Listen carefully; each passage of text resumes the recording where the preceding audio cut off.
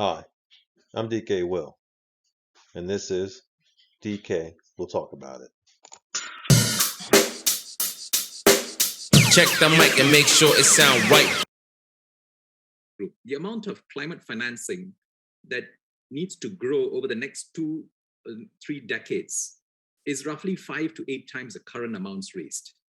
And if you look at the International Energy Agency estimates, the global investments in energy projects needs to more than double from current levels by 2030. That's just 8 years away in order to meet net zero goals. So investments in renewables are not occurring in the scale that's required. So many bankable projects, especially in Asia, are getting green financing. But the vast number of projects that need to happen are just below the bankability threshold. And the risk is just too much for the banks to take. Now, there are a lot of institutional funds who are keen to be invested. Institutional investors, philanthropic capital, they all have an increasingly ESG agenda, but they need to find instruments. They can't invest in a windmill or a solar panel plant. That's too big and lumpy a risk. They need to find instruments, securities that represent that green ESG dimension and flavor. Well, we're one day away from the anticipated Bitcoin ETF. If things go through and there's no delay and no stall, we can pretty much expect that to happen tomorrow. Now, I'm doing this video late at night on the 8th, but it'll be ready for you when you get up in the morning on the 9th. I got a lot of reaction from the fact that I proposed a failure possible. Had a lot of wonderful discussions in the comments with some. I appreciate everyone throwing in their thoughts and opinions. I tried to acknowledge and address every comment because I can. I'm small enough to do it. Don't have enough subscribers. I don't know how long I can do it, but I will do it as long as I can. And then I showed you that it's not uncommon for an exchange-traded fund to fail. They fail. They are not guaranteed success. But Bitcoin has something else working against it that would contribute to the possibility of its use declining, and that's green finance, as the man spoke about there in that clip from an International Monetary Fund, I guess, symposium that they were having virtually. And you can see here what green finance is. It's, of course, a concern about climate change, but it goes on to say in this that the financial sector has an important role to play in the fight against climate change by supporting reductions in climate change risk and mitigating the impact of adverse climate events. It says that long-term institutional investors can help with rebalancing and redistributing wow, that was tough to get out, of climate-related risk and maintaining financial stability. Then it talks of the types of instruments that could be used, but here's where we're going to use on this article the point here. The IMF is offering support by working with a network of central banks and supervisors for greening the financial system and other standard-setting bodies to promote green finance more broadly and developing climate-related stress tests. So there's no question that finance is going green. The World Economic Forum also addressed the topic of green finance in its November 2020 article, and they went on to ask the question, why is it important? And there you see the windmills that the man made reference to. But it says here, green finance is any structured financial activity, like an ETF, that's been created to ensure a better environmental outcome. It says the value of green bonds traded could soon hit $2.36 trillion. The European Central Bank is getting heavily involved in green finance, and we're going to let the European Bank's Christina Lagarde, we're going to let her finish this video. It says the top 3 green bond issuers are the US, China, and France. And the World Economic Forum's Green Horizon Summit focuses on how green finance can help recovery from COVID-19. Okay, we're way past COVID-19. But we can see here that green finance is any structured financial activity created to ensure a better environmental outcome. They are funding sustainable development with these bonds, and they're growing the international interest in green finance. And here's the big players. Of course, the United States has the biggest chart. The United States is always spending our money, whether we like it or not.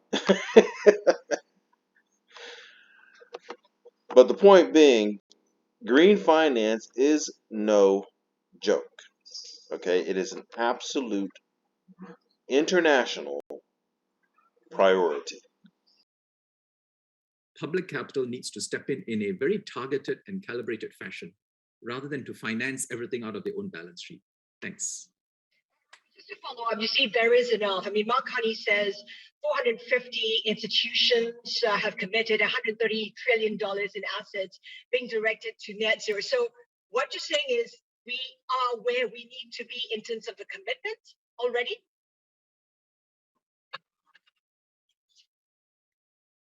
But in order for the commitments to flow, they still need to meet a risk-return hurdle, right? That's what I said. Institutional funds, asset managers want to get into the space. They are making commitments, but they cannot actualize their commitments because they cannot get a return that is commensurate with the risk. And many of these projects are still not bankable. They're just below the line. And to tip them over, you need some kind of public credit wrap.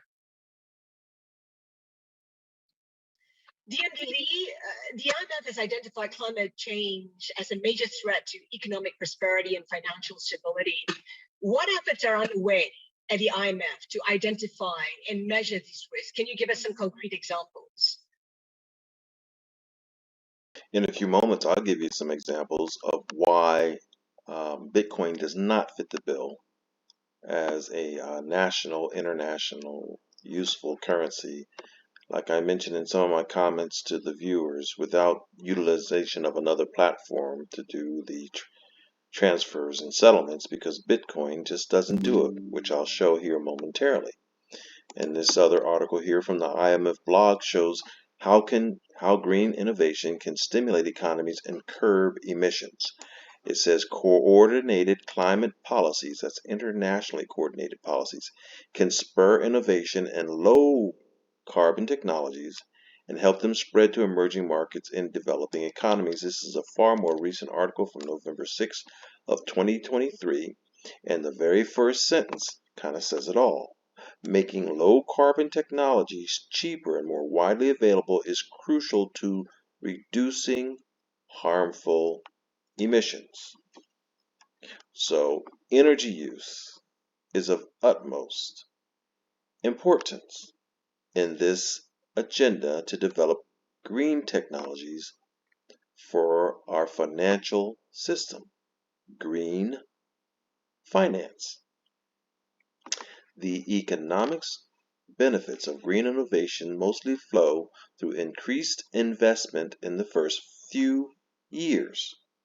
Over time, further growth benefits come from cheaper energy and production processes that are more energy efficient. Now that's very important to consider as we go forward.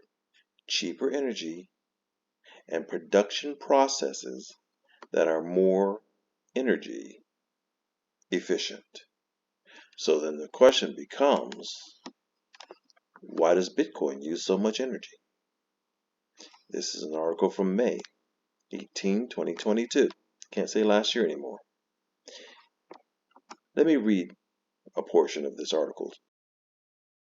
when the enigmatic Satoshi Nakamoto minted the world's first cryptocurrency in 2009.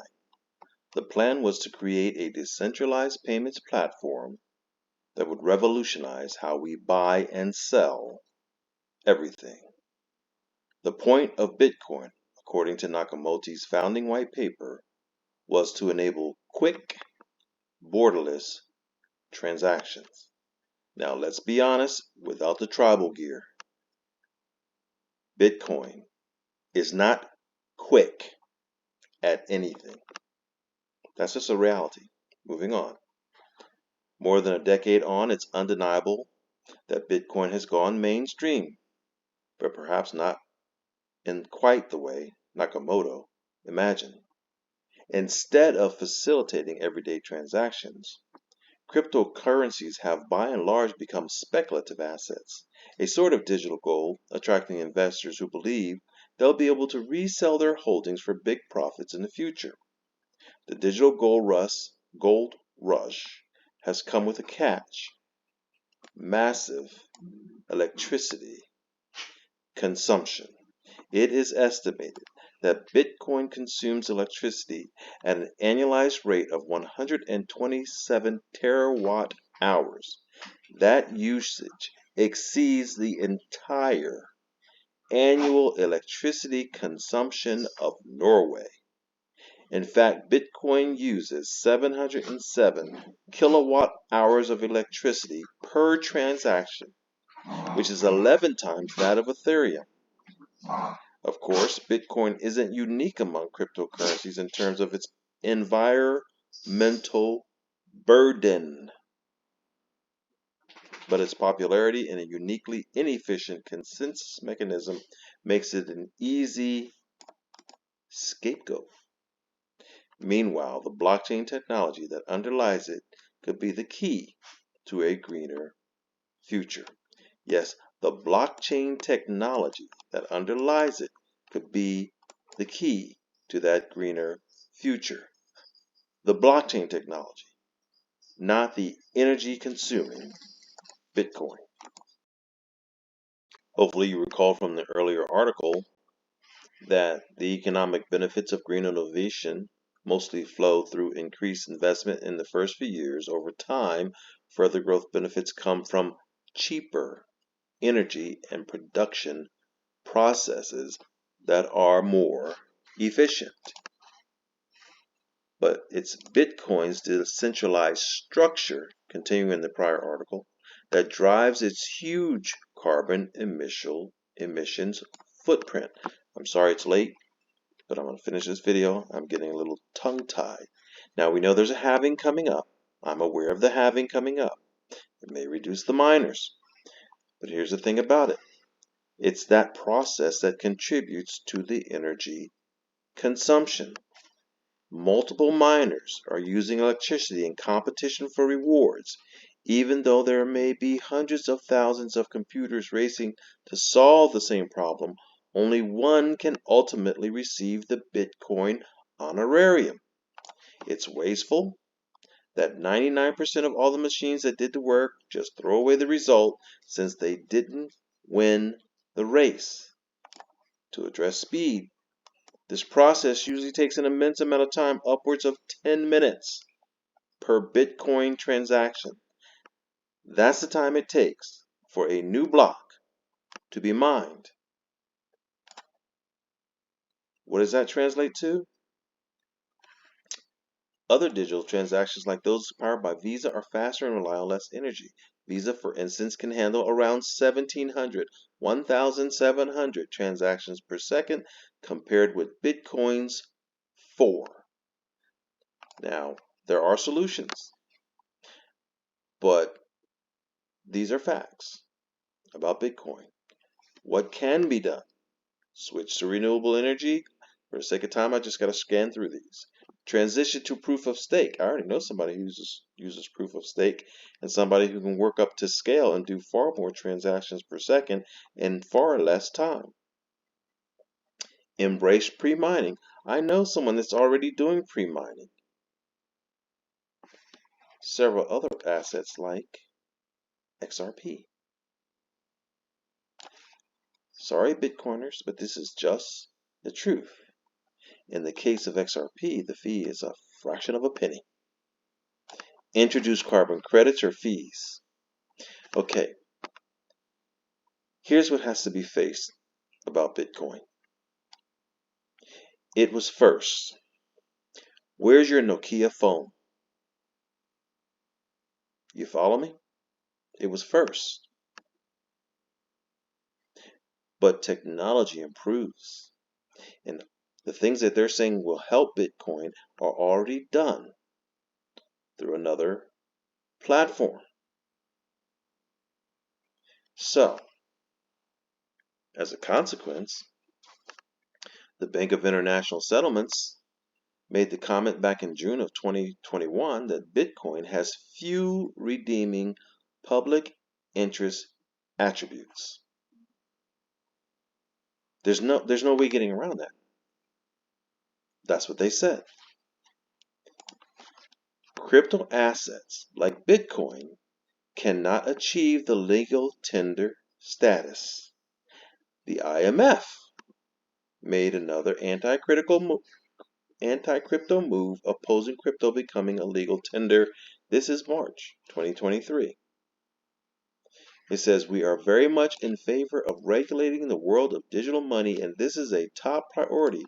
During that regulation, do you think their agenda for green innovation and green technology is going to be tossed aside in behalf of Bitcoin? Do you really believe that's going to happen? Because if you're going to be realistic, you'll tell yourself that it's not going to happen unless Bitcoin makes some major changes or they allow it to exist as a store of value. If it sits as a store of value and not so much as a transactional medium, it stops burning the energy, just like gold. But Bitcoin is going to have to make a change to keep up, or it can very likely fail because it just doesn't meet the agenda. Economies have already promised $100 billion per year in climate financing to vulnerable countries. But flows have fallen short of that target, and much more is needed. The IMF will also be making longer-term financing available through its new Resilience and Sustainability Trust. Long-term institutional investors can help too. This requires the development of green finance to help reallocate investment to green sectors. Our sovereign wealth fund to seek investment opportunities associated with the global transition to a lower carbon economy and banning investments in assets associated with high carbon emitting companies. We call on sovereign wealth funds and global fund investors to follow the same path, to shift investment capital towards green investments aiming to protect the planet. So I think the role of the disruptors and anything that is using distributed ledger technology, whether you call it crypto assets, currencies or whatever, and it's far from the bitcoins that we used to talk about a year ago. Check the mic and make sure it sound right.